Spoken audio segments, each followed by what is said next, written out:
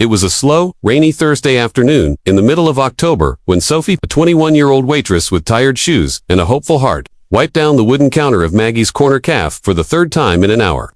The warm aroma of espresso and baked cinnamon buns filled the air, but the cafe was nearly empty except for two elderly regulars, chatting about the weather and a young man sitting alone in the corner near the foggy window. Sophie had noticed him come in almost 20 minutes ago wet from the rain, his hair dripping slightly, a crumpled and soggy paper map half-folded on the table in front of him, and a nearly untouched black coffee steaming beside his elbow. He had been glancing around nervously, occasionally pulling out his phone, only to groan in frustration. And once or twice, she thought he looked like he might stand up and leave. But instead he stayed tense, restless, distracted. Something about him didn't fit with the rest of the scene. He wore a charcoal gray wool coat that looked tailored, a leather-strapped watch that peeked from under his sleeve, and shoes that were definitely not from any store Sophie could afford to shop at. But the weariness on his face and the anxiety in his posture were unmistakably human.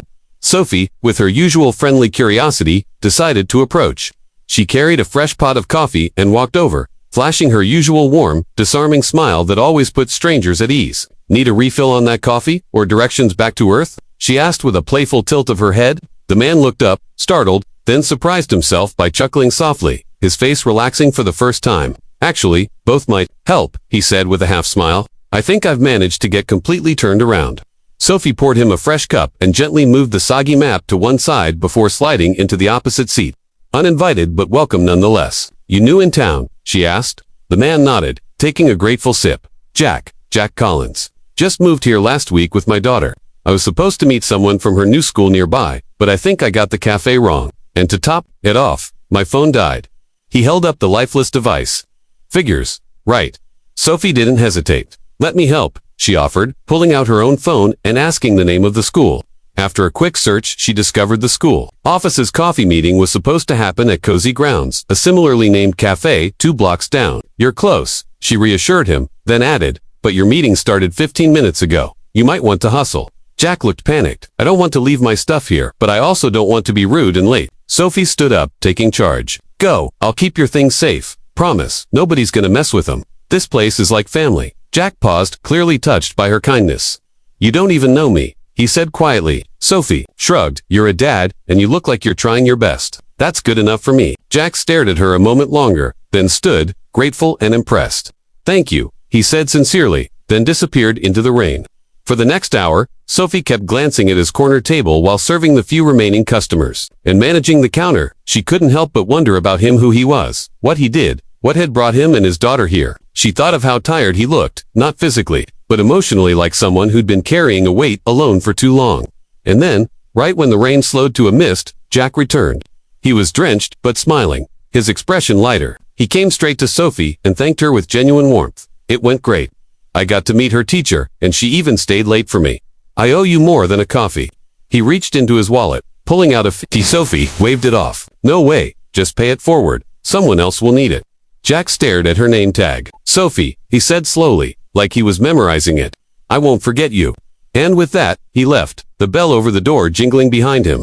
What Sophie didn't know and had no way of knowing was that Jack Collins wasn't just any single dad. He was the founder and CEO of a rapidly growing tech firm that had just relocated its headquarters to the city. He was worth millions. But after losing his wife to cancer the previous year, Jack had scaled down his public appearances, taken a step back from the spotlight, and tried to focus on giving his daughter Mia a simpler, quieter life. He had come to Maggie's Corner Café that day without an assistant, without his driver, without the security team he usually relied on, because he wanted to start fresh. And in doing so, he ended up lost and helpless until a kind, overworked waitress gave him exactly what he needed: kindness without expectation, support without strings, a moment of human connection in a world that so often felt transactional. Sophie, for her part, didn't think much of the encounter after he left. She'd helped people before, it was just who she was.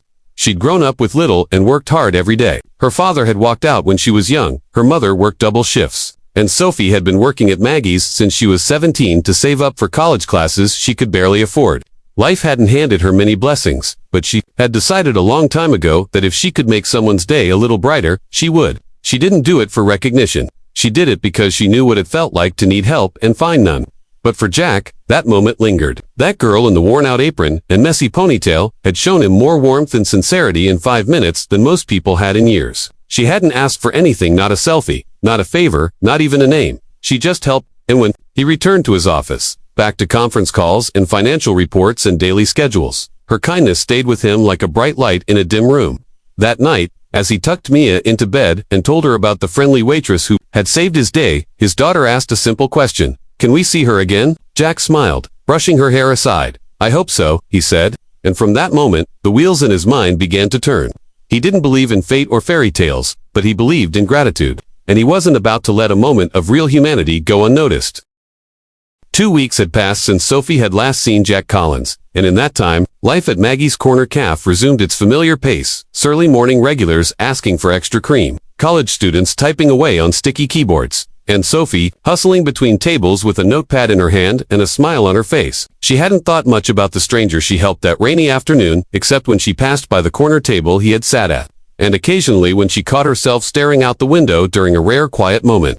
In truth, she'd helped many people in her time, lost tourists, struggling single moms, elderly customers who just wanted someone to talk to, and, while Jack's quiet gratitude had been memorable, Sophie didn't dwell on it. She had rent due, student loans looming, and a schedule that left little time for daydreaming. But everything changed on a brisk Saturday morning when Maggie, the cafe's owner and Sophie's closest thing to a second mom, burst through the back door carrying a thick envelope that looked like it belonged to someone far wealthier than anyone who usually ate their blueberry muffins. "Sophie," Maggie said, breathless, holding the envelope like it was made of gold. "You better sit down for this." Sophie blinked, confused. "Is it from the landlord? Did we forget to pay something?" "Just open it," Maggie said, thrusting it into her hands. Sophie wiped her fingers on her apron before carefully pulling apart the elegant seal. Inside was a sleek black card with gold embossing and an invitation that looked like it had come straight from a celebrity wedding planner. It read, "You are cordially invited to the Unity Gala at the Hilton Grand Ballroom, Saturday, 7 p.m. black tie. VIP guest, Sophie Allen." And beneath that, a handwritten note on personalized stationery. "Dear Sophie, you helped me when I had nothing to offer but worry and wet clothes. What you didn't know was that I'm in a position to help others too, and people like you remind me what real kindness looks like. I want you to be my guest this weekend. No strings, just a thank you." Jack and Mia Sophie stared at the note in disbelief. Maggie squealed, "Wait, this is the same guy, isn't it? The dad from the rainy day." Sophie nodded slowly, still processing what she was reading. "I think so," with Maggie's encouragement and a borrowed dress from her cousin who used to do pageants. Sophie found herself that Saturday evening standing at the entrance of the Hilton Grand Ballroom, her hands slightly trembling, her hair curled, and her heart racing. She had never attended anything remotely this formal. A red carpet stretched out before her, and valets ushered in guests wearing designer suits and glittering gowns. Sophie felt small, out of place, like a background extra who had stumbled onto a movie set. But when she gave her name at the entrance, the hostess's eyes lit up. "Ah, Miss Allen, you're on the VIP list. Right this way." Inside, the ballroom sparkled with chandeliers. Live music floated through the air, and laughter echoed from every corner. She moved through the room cautiously, admiring the decor, the towering flower arrangements, the endless trays of hors d'oeuvres, and then she saw him, Jack, in a sharp black tuxedo, talking to a small group of guests. But the moment he spotted her, everything else faded. He excused himself and walked straight over with a smile that was equal parts warm and relieved. "Sophie," he said like he was genuinely glad to see her. "You came." "I almost didn't," she admitted. "I thought maybe this was a mistake." "Not a chance," he replied. "Come with me. There's someone I want you to meet." He led her through the crowd to a quiet corner where a little girl in a blue satin dress sat with a chocolate cupcake in one hand and a juice box in the other. "This," Jack said proudly, "is Mia, my daughter. The one I was so flustered about the day we met." Mia looked up at Sophie with wide brown eyes, and then, without hesitation, smiled and said, "Daddy talks about you all the time." Sophie laughed, surprised and touched. "Well, he forgot to mention you're adorable." Mia beamed and offered her a bite of her cupcake. Jack introduced Sophie to several people that evening, business partners, friends, and colleagues, and each time he referred to her not as a waitress or an acquaintance but as the kind person who reminded me why I started all this, and every time he said it, Sophie felt something shift inside her. Toward the end of the evening, the lights dimmed, and Jack took the stage. Cameras flashed, and conversations quieted.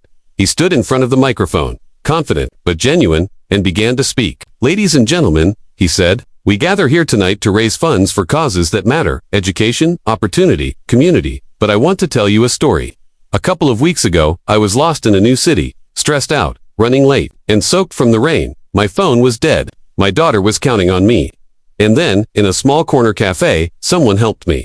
Not because of who I am, or what I have, but because that's just who she is. That someone is here tonight. The spotlight found Sophie, who instantly turned red. Jack smiled. Her name is Sophie Allen. She's smart, kind, and hardworking. She didn't ask for recognition, but I believe people like her are the reason this world still works. He paused, then continued. That's why I've decided to launch the Allen Initiative, a scholarship fund that supports young people who work full-time jobs while pursuing education, and the very first recipient is Sophie. Gasps and applause filled the ballroom, but Sophie sat frozen, tears filling her eyes. Maggie had always told her that good things happen when you're not expecting them, but this felt like a dream. Jack stepped down from the stage and came to her side. You deserve this, he said softly. Let us help you the way you helped me. After the event, as the crowd thinned and the music softened, Sophie stood on the hotel terrace overlooking the city lights. Jack joined her, 2 glasses of sparkling cider in hand. I hope this doesn't feel like charity, he said, offering her a glass. It doesn't, she replied. It feels like a thank you I never expected. They talked for hours about life, about Mia, about grief, about dreams. Jack shared stories about his late wife, about the pressures of balancing fatherhood and leadership. Sophie shared her own story of growing up without a father, of watching her mom work double shifts, of holding on to hope even when it felt naive. By the time midnight rolled around, Mia was asleep on a velvet couch nearby, and Sophie felt something in her chest she hadn't felt in a long time. Peace. Possibility, something new and fragile and real. In the months that followed, the Allen Initiative took off. Sophie began classes at the community college she had only dreamed of attending. Jack visited the cafe, often with Mia in tow, who insisted on sitting at Sophie's table. They talked more, laughed more, and slowly, cautiously, something deeper began to blossom. Not rushed, not forced, just honest connection. Jack admired Sophie, not just for her kindness, but for her resilience. Sophie admired Jack, not just for his success, but for his heart. One evening, under the same soft glow of Maggie's cafe lights, Jack took Sophie's hand and said, You know, the day I met you, I thought I was just lost in the rain. But really, I was lost in life. You helped me find something I didn't even know I was missing.